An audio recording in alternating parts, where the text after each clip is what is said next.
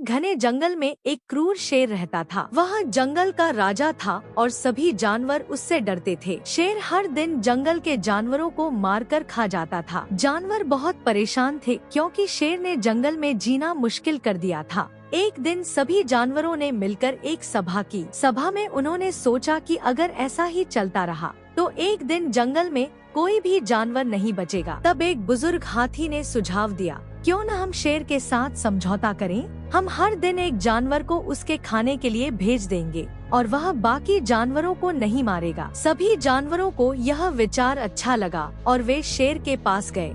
शेर ने जानवरों की बात सुनी और सोचा, अगर मुझे बिना शिकार किए हर दिन खाना मिल जाएगा तो यह मेरे लिए अच्छा है। उसने इस समझौते को मान लिया। अब हर दिन एक जानवर बारी बारी से शेर के भोजन के लिए भेजा जाने लगा।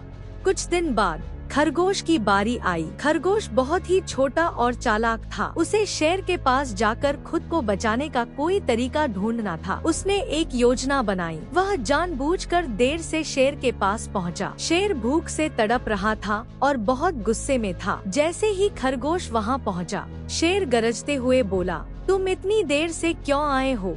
चालाक खरगोश बोला, महाराज, मैं समय पर आ रहा था, लेकिन रास्ते में मुझे एक और शेर मिला। उसने मुझे रोक लिया और कहा कि वह इस जंगल का असली राजा है। उसने मुझे खा जाने की धमकी दी।